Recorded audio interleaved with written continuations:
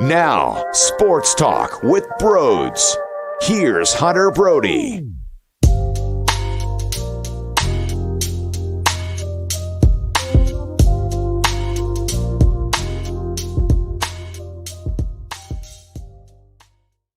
Welcome on in, friends, to Sports Talk with Broads. We have a 6-0 shutout to discuss, unfortunately, and it's a disappointing way to finish that 3-game set in Queens. Is it the sky is falling? Absolutely not. There's a reason why the New York Mets are 75-40 and the Phillies are 63-51. This doesn't mean the Phillies can no longer play. This doesn't mean the Phillies are a mess. It shows that there is a difference here. It shows that they are not in the same category as the top teams, but that's not something we weren't knowledgeable about.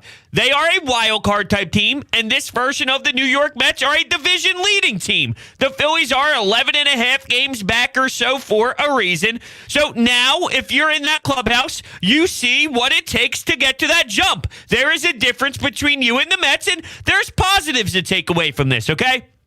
They didn't lay over and die. They didn't get embarrassed. And I'm not telling you the 6-0 game was phenomenal by any means. They had runners in scoring position. They could not get the timely hits. And you look at that fourth inning specifically, you cannot cash in when you get Hoskins and Bohm both singling. So first and second, nothing really happens from there. And then Zack Wheeler with a bit of a hiccup inning in the fourth. You had your chance, you failed. The Mets gets their chance and they execute. And then in the fifth, you talk about Bohm with a lot of guys on, and he lines out. 0 runs produced there. Sandwich. Pretty much, it's a sandwich scenario. Fourth inning Phillies, nada. Fourth inning Mets, yes. Fifth inning Phillies, nada. And the Mets sandwiched their runs within that big time inning. Now, they scored early, and it stinks to see the Phillies have to fight from behind with the blink of an eye. And when you see these stronger opponents, that could be a confidence thing that allows the other team to feel momentum and to feel like, look, they're already up. You get more comfortable. You play well when you have the lead. This is what really good opponents do. And, you saw the Phillies kind of struggle with that. Is there a problem with them not scoring runs right now? Yeah. We can't also, though, forget that Max Scherzer and Jacob deGrom is one of the scariest duos we've ever seen. Bassett, there were pitches today that I thought the Phillies could have done more with. But if you look at his previous outings, 7 innings pitched, 0 earned runs. 8 innings pitched, 0 earned runs. And he's got a 3.39 ERA. He's not as stiff, is my point. Would I have liked to see more from this Phillies team? They won 2-1 in game 1, but that second run comes with the man on second base in the 10th inning. So I hope to the Lord, the baseball lords, that you can get that run across home plate. So think about how many runs they scored within the 9-inning games. Granted, what type of pitchers were on the mound for the Mets? But still, it's okay to demand more at the same time. So there's positives, though. They showed that there was respect rewarded. I think everyone in that Mets clubhouse, even though the Mets now won another series against the Phillies, and the Phillies are 4-11 against the Mets in their 15 games this season, while they're 59-40 versus everybody else. So, yeah, the Mets handle business against them every single time, really. I was going to say most of the time, but no, basically every single time that's happening. I thought the Phillies showed their leap that they have took from the beginning of the year to where they are right now. Even if you say, well, they got shut out against the ground. Yeah, but still.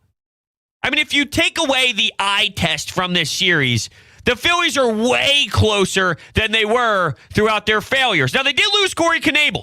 And you don't want to see any bullpen piece go down right now, considering, that's a strength of theirs. And if you start plucking away at some players, it becomes less of a strength.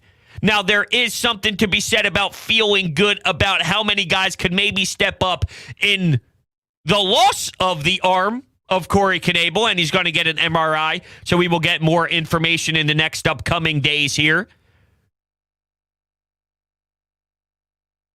Not good news there. Wheeler goes 6 innings and allowed 6 earned runs. We've seen another level in Zack Wheeler. And I'm seeing Mets fans laughing at us, saying you thought Zack Wheeler was something different. And I'm cracking up because if that's your take, then you haven't paid attention to anything Zack Wheeler has done since leaving New York. Zack Wheeler was a good pitcher in New York who couldn't stay healthy. Zack Wheeler is one of the best pitchers in all of baseball in a Phillies uniform. It's just not ideal that with him, rubber game here, the rubber match, I thought there'd be a little extra in there. I really did. I thought maybe because of the atmosphere, the old stomping grounds, knowing a lot of the other players in the other uniform, that he'd rise to the occasion a bit more than he did. Quite frankly, that Nimmo hit that was a double to kick things into gear for them to score early and punch us in the gut. That was, 4 inches away from being a home run? I have faith in this guy. I love him to death. I thought I'd see more killer eyes, though. I didn't see the killer eyes that we are used to. And that's weird. More times than not, I expect, and I think he expects, and I think he can accomplish this, him to rise in a pressured situation like that was. I also, though, am fully aware that the Mets are a better team. So looking at it as you're in their place, they're 35 games over 500. They're a notch better than you. So in 3 games, they're 1-2. Yeah, I mean, that makes sense. Disappointing, disheartening ending. If they lost in a different way, if they lost 4-3, and they could at least squeeze some runs across the board. If they lose 5-4, they lose a tough one, you may feel a little better just because the lack of scoring runs is painful. But Ranger Suarez showed his worth. Aaron Nola showed his worth. No one's truly afraid of Zack Wheeler plummeting by any means. So there's something in this starting rotation, though, and that's massive in any 3-game series. So take some pride out of this. No Kyle Schwarber. You don't think not having your number 1 leadoff guy and your power bat, who, by the way, look at what he can do against the Mets, that hurts you. Especially when Bryce is out. You're jumbling things all over the board, all across the roster. It's not an excuse. It's just in the equation. The Mets are better, but the Phillies get a chance to show them a bit more in about a week, and this time in South Philadelphia. So when we break things down here on Broads Media, a lot of the times I utilize this method to kind of learn more about a current discussion point. Okay, so this happened. I will know more when I get other information with this matchup. So what I see in South Philadelphia will give me a little bit more knowledge on what we saw in Queens. Now, this time, it's 4 games, and there's a doubleheader in there, which is always weird because it's not as if a doubleheader is the same as a 7:05 game on a Tuesday where you didn't play a 9-inning game at 1 o'clock. So it is a weird variable. And now you talk about who's going to start the game and where's Bailey Falter and this and that. And okay, all right, you're just starting to hear his name flirt around a bit. And speaking of pitchers, by the way, Mick Abel, Andrew Painter getting caught up to AA. They're not messing around. They're in go mode with these kids, and I love it. You guys are shining. You guys are playing really well in every single position you're put in. Let's keep moving up the ranks. It's still early for the young kid's career for sure, both of them. But I love the fact that they're cruising through. Now, I just want to get exactly that Bailey Falter thing. Let's see. Matt Gelb, 8 hours ago. Phillies will bring lefty Bailey Falter with them to Cincinnati so he can throw for a sim game Monday, then be one of the starters for Saturday doubleheader at CBP against the Mets. Noah Syndergaard lines up for the other game in the doubleheader. Okay. I thought I was pretty sure I saw something about him throwing. Not ideal. Not something I want to see go against Francisco Lindor, Pete Alonso. They got a scary-ass lineup. Preferably not Bailey Falter, the opener, or whatever you want to call him. So that's why it's tough to get a full-on engagement out of it. And what does it truly tell us? If Bailey Falter is the one that's getting a nod. Unless they win that game, though, right? Because it's weird. You win the game with Max Scherzer when Ranger Suarez pitches a gem. You lose the game with Zack Wheeler. Probably on paper, we think, okay, you might win with Zack Wheeler and maybe you lose to Scherzer and DeGrom, but you lose with Zack Wheeler the way that you did. You did lose to DeGrom. You win with Ranger Suarez. You never know. But I can't wait for that. And you can't overlook Cincinnati, though. Everyone's already penciling them in with this sweep. You're not just going to sweep every team the rest of the way if they are lesser than you. Take 2 or 3. The way you get yourself in a playoff spot in Major League Baseball is think about winning every series. Winning every series. 2 out of 3. That's the name of the game for me. A sweep is the bonus. All you can ask for is win the series you're supposed to win. And then I guarantee you'll be exactly where you want to be, which is October. When it's cold, when it's a little bit chilly, when the players have the Under Armour underneath of their jerseys. You get the long sleeves going. The wind is a factor. Their noses are running. All of it. It's real. So that's where we're at. On to Cincinnati. Schwarber's absence, though, crushing. Knebel's absence. I feel they have enough bodies in that department. But the more and more it starts getting plucked away from you, that's when it gets scary. And the reason why we love the bullpen as much as we do is because there's a lot to choose from, and there's a lot of guys on any given night that you can call on. Well, when that gets thinner and thinner and thinner, while there's still great names in the pen, the value is having all of them. So let's pray that it's not as bad. But when you saw Corey Knebel, his body language afterwards and the way that he looked right at the dugout afterwards, it doesn't feel promising. But I guess I'm just negative Nancy. Or I'm just using the context clues and the reaction to kind of formulate an opinion or a feeling on it. 856-442-9805. We have plenty of anytime hotline calls to react to. So I want to hear from all of you out there, your thoughts on this 6-0 loss and really how the entire weekend went. Before we get to the phones, if you are new to the channel, make sure you hit that subscribe button and that thumbs up button. Thank you so much. And real quickly, I don't know if anyone has noticed, but over the last week or so, I've been having some freezing here and there throughout my content. I got a technician on the way tomorrow morning. I'm doing everything in my power to try and clean that up because it's driving me damn crazy. And lastly, SeatGeek, promo code BROADS gets you $20 off of your ticket. So make sure when you purchase them, get yourself to a game today. You utilize it because, that eliminates those fees and it's free parking and you get beer. It's a no-brainer. All right, let's start things off here on the Anytime Hotline, hearing the reaction from you. I don't know where this is going to go. I've seen a mixture of everything in Twitter form, and Twitter is a weird space to be.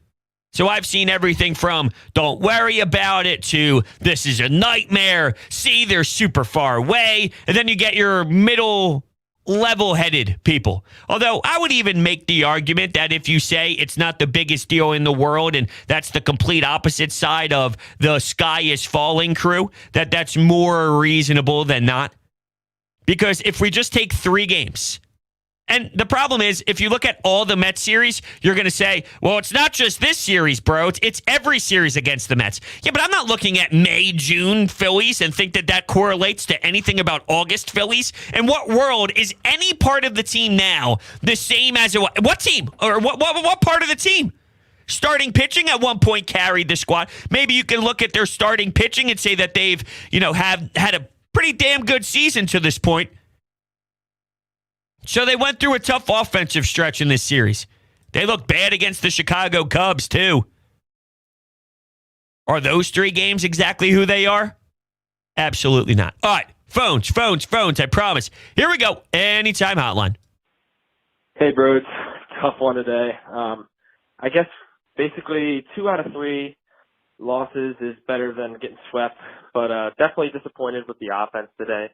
just not able to get those hits and running in scoring position. Sorry, and this game really shows the losses of Kyle Schwarber and Bryce Harper. So, quick move on to the next series, and let's get sweep here in Cincinnati. Thanks, bro. See you later. Well, thank you for calling in. I have to say, whenever it's, oh man, those timely hits just won't come, or you're getting guys on base, and just when you need it, you desperately need that big time hit in the gap in left center field, or you have a lefty on the mound, and it would be beautiful to see something smoked off the wall. Every time you think that, I go, all right, you're right. That would have been awesome. That's where you need someone to step up big time. When they fail, though, I go this direction. There's something to be said about getting your players there. So we talk about all these runners, they're stranded. Well, they're getting players on that are getting stranded. There's something to that as well. This is a tough game. You fail more than you succeed. So, mathematically speaking, you would think if there is a guy on first and then there's another single, now it's first and second, 0 outs, or now it's bases loaded with Alec Boehm. If you're going to constantly have that and you're going to constantly be in that scenario, let's play the numbers game. It's going to turn around. That's my angle on it more times than not. Now, if you realize over 2 months, maybe your team's not good enough because the talent that's up at the dish that constantly is coming up to bat whenever there are runners on, it's fail. But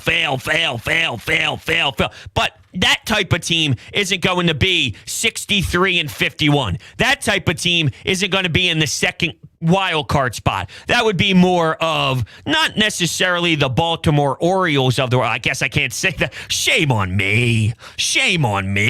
How dare I? Because this Baltimore Orioles team is not the same. See, that's how much that's just been drilled in all of our heads as baseball fans. The Kansas City Royals, who did go on a nice run and a World Series, kind of how do you do there for a couple years. The Baltimore Orioles, the Pittsburgh Pirates. Shame on me. I should be saying the Boston Red Sox and everything that's going on there. Weird trade deadline. Kind of sell, kind of not. And to be honest, I wanted their president, I wanted everything that was going on there here at one point. So sometimes you luck out by not getting a certain name. Because if I can have it the way I want it, you go to Tampa Bay and you build from that. Let's go. Let's get weird. I'd sign on the dotted lines right now, even though I trust Dave Dombrowski with everything I own. What's that, Dave? You want my social security number? You can have it. What's that, Dave? You want my credit card information? You can have it. What's that, Dave? You want my entire Jordan collection? You can have it. How does that relate? No idea. I could see Dave Dombrowski, though, walking around with a sick pair of Jordan 6 Carmines with the laces flapping as he's taking the phone calls and he's moving pieces and he's getting bullpen help and he's building a World Series contender in the next 2 off seasons. I'm just spitballing. Trey Turner, welcome aboard. Okay, all right. Let's get back on track a little bit here, shall we? With the way that this team played this series,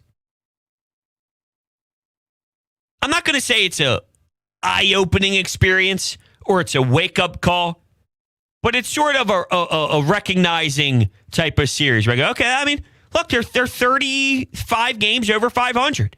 We're not. We're 12th. There's a gap. It's not the biggest gap in the entire world, but it's a nice gap.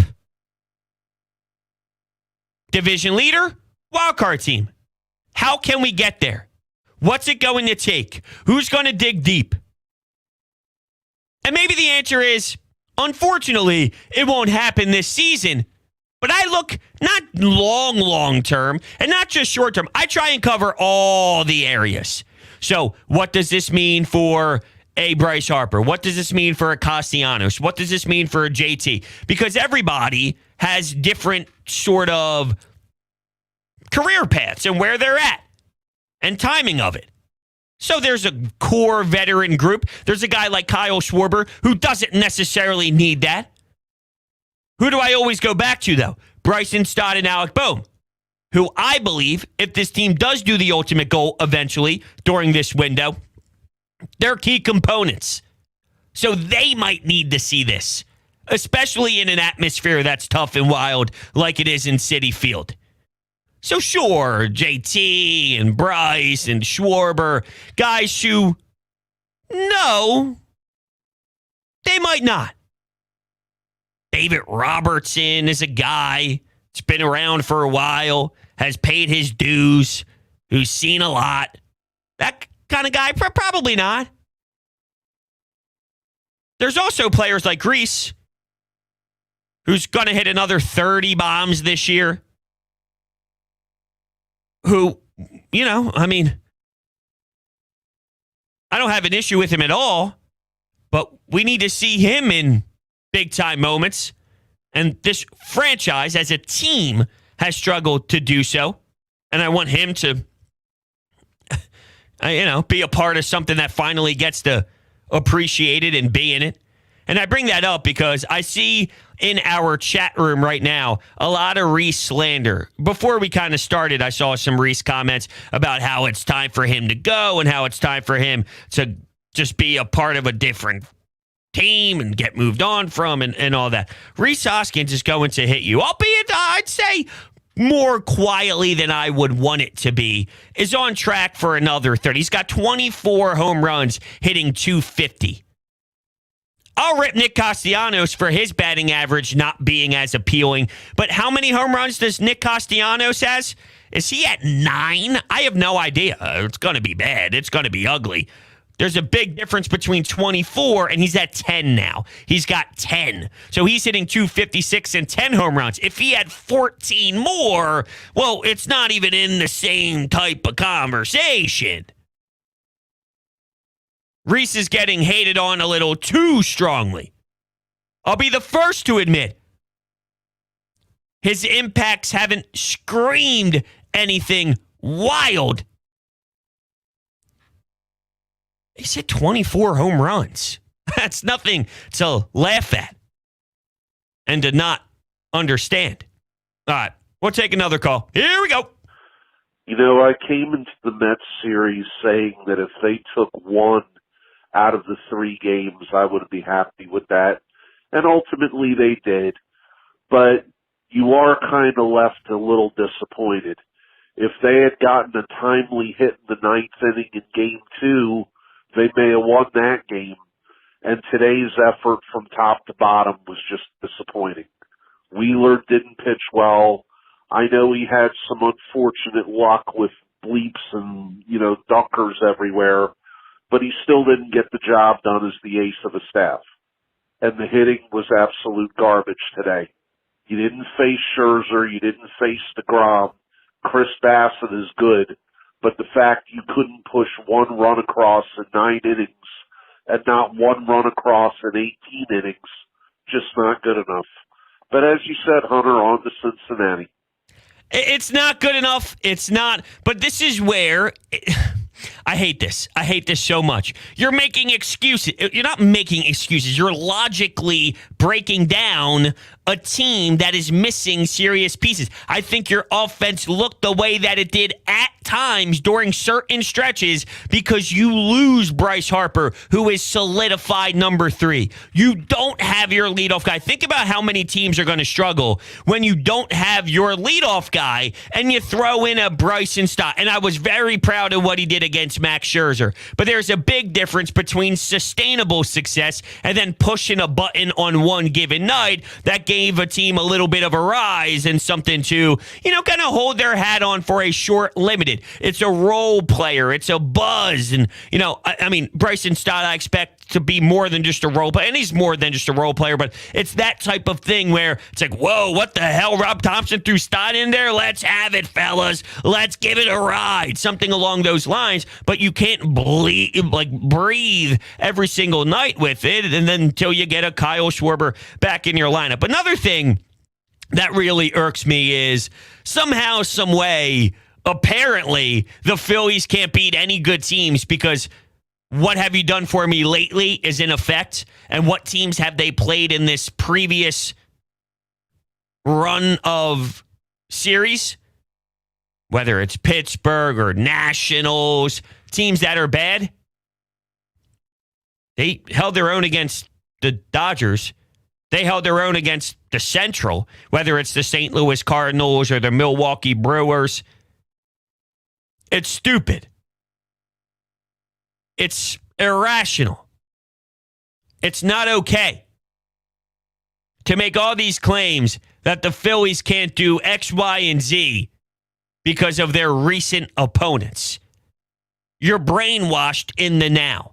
You're brainwashed into the month of August. They've done some seriously good things against strong opponents too. And I want to put that out there. I want to talk about how they beat the Dodgers. I want to talk about how they can do things against the San Diego Padres.